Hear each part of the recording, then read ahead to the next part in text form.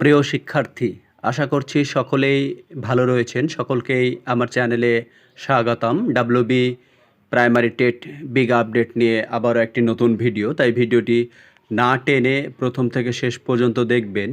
বিষয় হচ্ছে টেট 2022 পাসদের নিয়োগ প্রক্রিয়া কি শুরু হয়ে গেল? পাসটা একটু মিস্টেক হয়েছে, বানানটা যাই হোক। বিএড ডিএলএড সবাই কি সুযোগ পাবে? 3 নাম্বার বিষয় টেট 2023 পরীক্ষার রেজাল্ট কবে হবে? 4 নাম্বার বিষয় হচ্ছে প্রশ্ন ভুল মামলার আপডেট কি রয়েছে? তো এই 4টে বিষয় নিয়ে আলোচনা হবে, তাই ভিডিওটি অবশ্যই দেখবেন, সকলের মাঝে শেয়ার করে দেবেন। আমার চ্যানেলে একদমই নতুন হলে অবশ্যই চ্যানেলটিকে সাবস্ক্রাইব করে পাশে থাকবেন। প্রথম বিষয় টেট 2022 পাসদের নিয়োগ প্রক্রিয়া কি শুরু হয়ে গেল? এখানে বলি যে আমরা যদি দেখি 2016 সালে অ্যাডপ কমিটি গঠন হয়েছিল নিয়োগের আগে। 2022-এ অ্যাডপ কমিটি গঠন হয়েছিল নিয়োগের আগে। ঠিক আমরা জানি যে অ্যাডপ কমিটি গঠন হয়েছে ঠিক যে কোনো পরীক্ষার আগে, যে কোনো পরীক্ষা নিয়োগের আগে অ্যাডপ কমিটি গঠন হয়। সেক্ষেত্রে বলা যায় যে আমাদের টেট 2022 এছাড়াও টেট 2017, 2014 এবং যেগুলো টেট 2023 এখনও রেজাল্ট হয়নি, সেই রেজাল্টকে জুড়ে আমাদের ইন্টারভিউ নোটিফিকেশান আসতে চলেছে খুব শীঘ্রই, এবং আমাদের নিয়োগ প্রক্রিয়াও শুরু হয়ে যাবে ইন্টারভিউর পরেও। অ্যাডপ কমিটি গঠনের উদ্দেশ্যই হচ্ছে আমাদের ইন্টারভিউ প্রসেসিং শুরু এবং নিয়োগ প্রক্রিয়া শুরু হয়ে যাওয়া। এই কারণে অ্যাডপ কমিটি গঠিত হয়। বিগত দিনে অ্যাডপ কমিটি গঠনের যে উদ্দেশ্য, ঠিক এক্ষেত্রেও একই উদ্দেশ্য রয়েছে, নিয়োগের জন্যই এই কমিটি গঠন হয়েছে। তাহলে আমরা যদি ভাবি যে টেট 2022 এছাড়াও যারা টেট পাস করেছে তাদের নিয়োগ প্রক্রিয়া শুরু হয়ে যাবে, তাহলে বলাই যায় যে পুজোর পরে প্রায় যে কথা চলছিল নিয়োগ প্রক্রিয়া, সেটা কিন্তু শুরু হয়ে যাবে। এখন শূন্য পদ কত আসবে? শূন্য পদ একটা হিউজ পরিমাণে আসার চান্স রয়েছে, কারণ স্কুলগুলোতে টিচারের ঘাটতি। তারপরে স্কুলগুলোতে যদি ক্লাস 5 ইনক্লুড হয় তাহলে শিক্ষকের পরিমাণ যথেষ্টই লাগবে।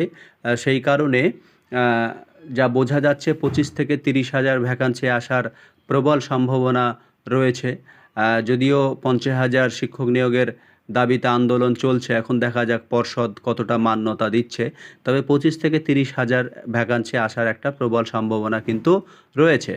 তারপরে বিএড এবং ডিএলএড সবাইকে সুযোগ পাচ্ছে। হ্যাঁ, একটা জিনিস বলা ভালো যে যাদের এই জিনিসটা জানা নেই, যে বিএড এবং ডিএলএড উভয়ই কিন্তু সুযোগ পাচ্ছে। তবে যারা বিএড দেখিয়ে পাস করেছিল কিন্তু দেখা যায় যে বিএড অগ্রাধিকার না থাকার কারণে তারা পরবর্তীতে ডিএলএড করেছে, সেক্ষেত্রে তারা ইন্টারভিউ সুযোগ কিন্তু পাবে।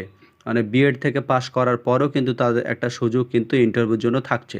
আর এছাড়াও যারা এনআইএস ডিএলএড শিক্ষার্থী রয়েছে, অলরেডি পরে ডিএলএড করে নিয়েছে, সেক্ষেত্রে তাদের একটা সুযোগ থাকতে পারে, কারণ যেহেতু বিএডের মতো এনআইএস ডিএলএড শিক্ষার্থীদের বের করে দেওয়া হয়েছে। যদিও এনআইএস ডিএলএড শিক্ষার্থীরা বিচারাধীন বা বিচার চলছে, সেক্ষেত্রে হয়তো পর্ষদ যদি ভাবে বা তারা যেহেতু বিএডকে সুযোগ দেওয়া হচ্ছে, সেই অনুযায়ী যদি তাদেরও ব্যবস্থা করা হয়, তাদের ডিএলএড থাকলে তারাও একটা সুযোগ পাওয়ার চান্স কিন্তু প্রবল রয়েছে।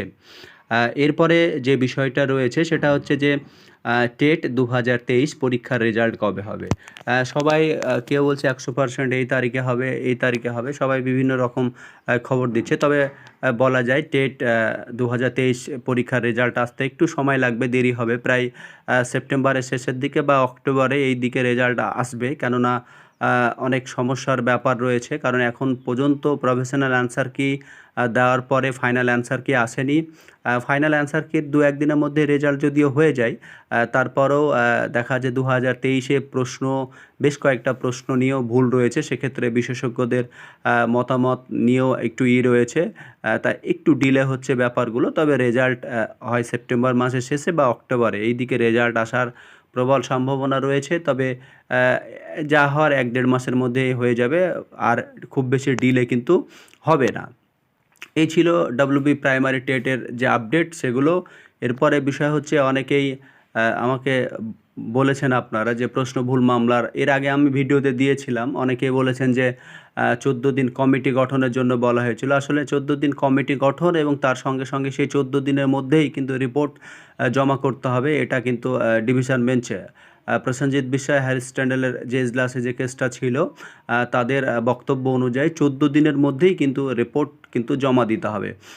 রিপোর্ট আমরা দেখেছি যে 2022-এ যে প্রশ্নগুলো রয়েছে 24টি এবং 2017-তে 23টি প্রশ্ন। এখন দেখা যাক যে 3টে ব্যাপারে রয়েছে।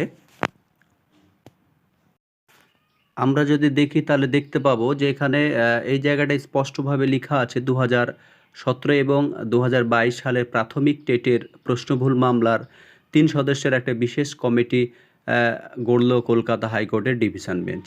এক্ষেত্রে প্রাথমিক শিক্ষা পর্ষদ, কলকাতা বিশ্ববিদ্যালয় ও বিশ্বভারতী বিশ্ববিদ্যালয় একজন করে বিশেষজ্ঞ এই কমিটিতে থাকবেন। তাহলে বুঝতেই পারছেন, এবং অবশ্যই এটা 14 দিনের মধ্যে কমিটি গঠনের প্রক্রিয়া সম্পন্ন করতে হবে, এবং গতকালকে যে পেপারে দেওয়া হয়েছে সেখানে স্পষ্টই উল্লেখ করে দেওয়া হয়েছে যে 14 দিনের মধ্যেই কিন্তু সেই রিপোর্ট কিন্তু ডিভিশন বেঞ্চে জমা করতে হবে। হ্যাঁ, এছাড়াও আমরা দেখেছি যে আমি যেটা বললাম 2017 সালে 23টি প্রশ্ন ভুলের অভিযোগ, যেটা বিশ্বভারতী বিশ্ববিদ্যালয় কমিটি গড়ে প্রশ্ন খতিয়ে দেখার নির্দেশ দিয়েছিল বিচারপতি রাজশেখর মান্থা। আর 2022-এর টেটে 24টি প্রশ্ন ভুলের অভিযোগ, যেটা যাদবপুর বিশ্ববিদ্যালয়কে প্রশ্ন খতিয়ে দেখার নির্দেশ দিয়েছিল বিচারপতি রাজশেখর মান্থা। কিন্তু এখনও পর্যন্ত সেগুলো রিপোর্ট কিন্তু জমা পড়েনি, তাই ডিভিশন বেঞ্চ নতুন করে কমিটি গঠন এবং সেই কমিটির রিপোর্ট পেশ এবং তার ভিত্তিতেই কিন্তু দেখা যায় ফাইনাল শুনানি আসবে, এবং দেখা যাক যে বিশেষজ্ঞ কমিটির মধ্যে দিয়ে কোন বিষয়গুলো উঠে আসছে, তাহলে সেই অনুযায়ী তখন ডিভিশন বেঞ্চ সিদ্ধান্ত নেবে।